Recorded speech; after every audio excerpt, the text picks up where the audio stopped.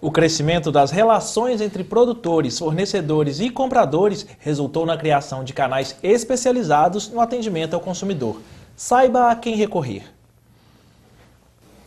Quem se sentir prejudicado ao adquirir um produto ou serviço pode ir ao PROCON ou acionar a Justiça por meio dos juizados especiais de consumo. Para falar sobre a diferença entre eles, eu converso com Bruno Burgarelli. Bruno, qual a maior diferença entre esses dois órgãos? A maior diferença é que o PROCON ele é uma estrutura administrativa, ligado quase sempre ao Poder Executivo, seja ele municipal, estadual ou até mesmo federal, no caso do DPDC, que é um órgão do Ministério da Justiça. Agora, vale lembrar que também, tanto em Minas Gerais quanto no Ceará, essa estrutura é ligada ao Ministério Público por força das constituições estaduais.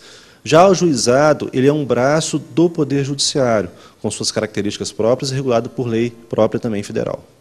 E quando procurar um ou outro? Na verdade, em tese, você não tem maior diferença para procurar um ou outro, a não ser algumas questões, como, por exemplo, o juizado tem um limite de 40 salários mínimos para adentrar com uma causa nele. E uma outra questão também que é muito importante é o ponto sobre a perícia. Ou seja, se houver necessidade de perícia, o juizado não tem como receber aquele tipo de causa.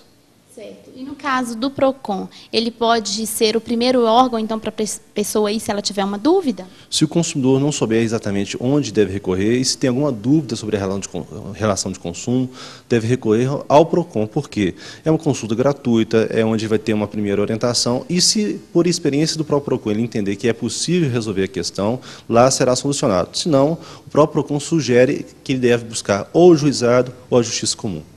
Casos de perícia, que tem um caso muito complexo e a pessoa acha que deve haver uma perícia, onde ela deve ir? No caso de perícia, deve recorrer à justiça comum. Agora, nós lembramos sempre que a justiça comum ela tem uma grande diferença para o juizado, como, por exemplo, não tem um limite de valores e o juizado tem um limite de 40 salários mínimos, e a justiça comum também tem a exigência de um advogado para acompanhar aquele processo, diferentemente do juizado, em causa de até 20 salários mínimos. Vale lembrar também, se houver qualquer problema sobre danos morais, por mais que, em tese, possa recorrer ao PROCON, você deve buscar o judiciário, seja o juizado ou a justiça comum, para resolver a questão. Muito obrigada. Voltamos ao estúdio. Comigo hoje no estúdio, o desembargador Alexandre Quintino Santiago, da 11ª Câmara Cível do Tribunal de Justiça de Minas Gerais. Desembargador, seja bem-vindo ao programa. Obrigado. A gente começa falando sobre esse poder de polícia que o PROCON e o Judiciário têm. Qual que é a diferença? Não, o PROCON é um órgão administrativo. Tá? Ele pode tentar uma conciliação, ele pode até impor multas, em alguns casos. Porém, se o fornecedor ou o fabricante do produto não quiserem cumprir as decisões do PROCON, eles poderão se valer de uma discussão no judiciário em razão dessas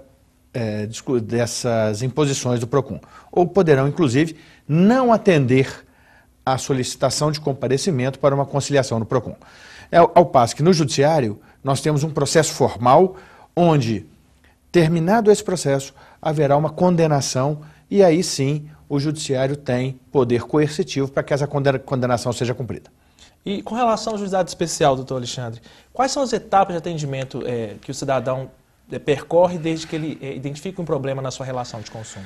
No juizado nós temos uma diferença entre ações até 20 salários mínimos, que o consumidor pode ir sem advogado.